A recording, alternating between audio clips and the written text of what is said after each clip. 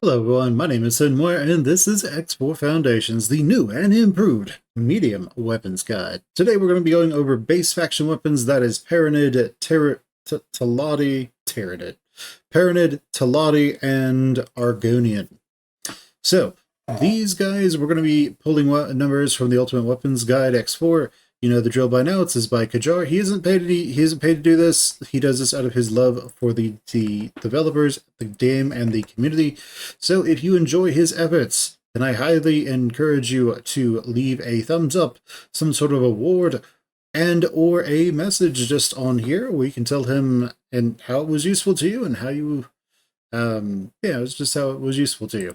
But alright, so let's go ahead and get into the numbers. Now you'll notice that this one's a little bit different. This one goes up to 1700, where at 1700, where the other ones go up to 1100. Literally, the Argon Ion Blaster is why we had to do that for this chart. It just does that much shield damage. But alright, let's go ahead and get into them. First up is the Argon Ion Blaster.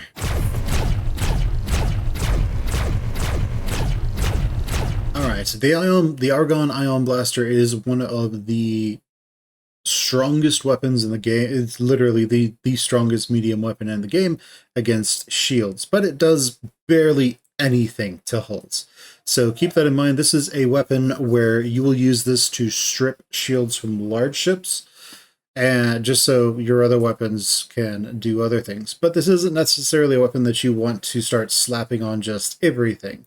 It's like, sure, this will strip all of the shields off of a medium ship in around 15 or so seconds. Probably much less. Maybe 8 seconds, just depends on what it has. But it won't do anything to hull. So, if you wanted to speed up that phase where enemy capitals were losing their shields, you could field a handful of corvettes that are like anti-shield specialists that just have nothing but the Argon Ion Blaster Mark IIs, but I wouldn't necessarily recommend it. You'd be better off just finding a different solution, and there are lots of different solutions that work really, really well. But if it's something that you want to do, then it's something that you could do very well, and that's kind of what the weapon is there to specifically do. Keep in mind, though, the Mark II versions of these are outrageously expensive, so it's something that you would be building on your own at your own base, not buying or building from anyone else. But alright, so next up is the Paranid Mass Driver. The Paranid Mass Driver is the sniper rifle of the medium base faction weapons. So if you only have access to the base game, this is your sniper rifle. So what does this thing do? Well, it has a 10 to 20 second cooldown. The Mark IIs have a 10-second cooldown, so they get to fire twice before they need to burn off their heat. And the Mass Driver Mark I can fire once, and then it needs to cool down for 20 seconds or so to be able to fire again. That really hasn't changed since they were small ships. There has been a damage increase, though, which is useful. I just noticed that it says Boron up there for some reason. Oh well, let's just run with it. But these guys are your sniper rifles. You can put these on medium ships and use them as anti-capital, but keep in mind that what you're doing there is you have extremely high burst damage, but then you have to wait, and also keep in mind that while burst damage is multiplied by the number of weapons that you have, sustained damage isn't. So over the same period of time, over a period of time where you had, say, a ship with 6 medium weapon slots, and you put, say, mass drivers on all of them, that ship's sustained DPS would be the same as a ship with 1 muon charger, I mean, with 1 mass driver, and that's it. So keep that in mind. Over time, they would be exactly the same sustained damage, but the upfront damage from the 6 mass drivers would be 6 times the burst damage. Okay, so keep that in mind, just how heat works. And also, the AI has this tendency to kind of miss a lot, because the AI kind of fires the moment it thinks it can hit. and it also fires all of its guns at once, regardless of what weapon groups you try to put them into. So just keep that in mind. You might miss a lot with these unless the ship gets really far away from the enemy, then turns around and then flies directly at them, which is kind of what the AI tend to do anyway. So it can be a bit of a crapshoot as to whether they actually hit with these or not.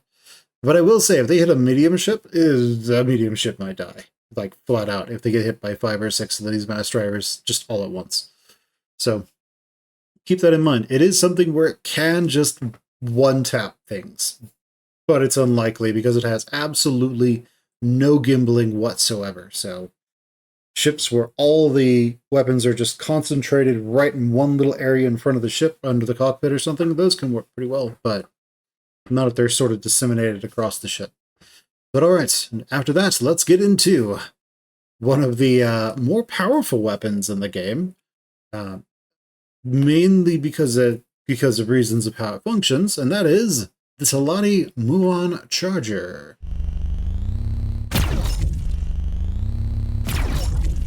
The Talani Muon Charger, at first glance, doesn't look like it's all that amazing. You have to charge it, it fires a bunch of shots that don't move so fast, and then it does, some damage over time, but then you have these other weapons that are just consistently firing, and all you have to do is hold down the mouse right-click button, or whatever you set it to. It's really easy. And these ones, well, you gotta charge them, and you gotta release them at the right time, and as a player, it's difficult to get the maximum DPS you can out of these things. But then you come to the realization that it's almost impossible to overheat these things. And as a result of that, their sustained and burst damage are both multiplied by the number of weapons that you put on a ship. So, that makes them one of the most powerful weapons in the game, which is amazing. So, with that in mind, I haven't tested having an entire fleet that uses nothing but Muon chargers, but one day I may. And it will probably be hilarious and stupid, and hopefully it fails. But who knows? It might be optimal. Which would be hilarious. But anyway, the Muon charger, what it does is it fires 3 shots very quickly after each other. And then and you have to charge it. If you charge it to full, it fires the 3 shots. And if a shot hits an enemy ship, it has I believe, 30% chance to stick to the enemy ship and do additional damage over time. Now, we can double check that down here. So Muon chargers, they stick for 1 second. They have a 30% chance to ricochet off and not stick. So they have a 70% chance to stick, not a 30% chance. But yeah, these guys, they do a pretty large amount of damage over time. And if we compare that to, say, the Commonwealth, their DPS is their sustained DPS is higher than a shard battery. These things are just, these are like the Giga Chads of your guns. And then again, if you put more of them on, you get more overall sustained damage, which is just amazing. But yeah, Muon chargers, they're one of the weapons I'm going to be checking out pretty soon to really test that and make sure that it isn't something stupid, because if it is, I'll just report it to the devs and see what they're going to do about it. But there is also the whole aspect of you do have to charge it. That's going to make it less palatable to most players, of needing to charge, then release, charge, release. So, yeah, it is something. There might be a mod that makes it to where it just charges and then fires automatically. I don't know if that exists. But, if you really are interested in that and you want to use this weapon, but the charging time is making it terrible for you, that might be something you look into. But otherwise, fine weapon.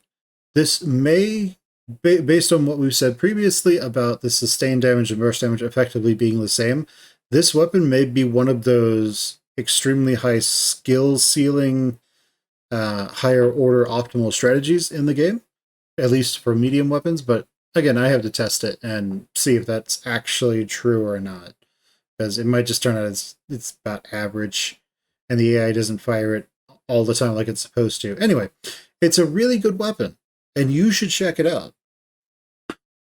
But alright guys, that's all of the base faction weapons for X4 Foundation's medium ships.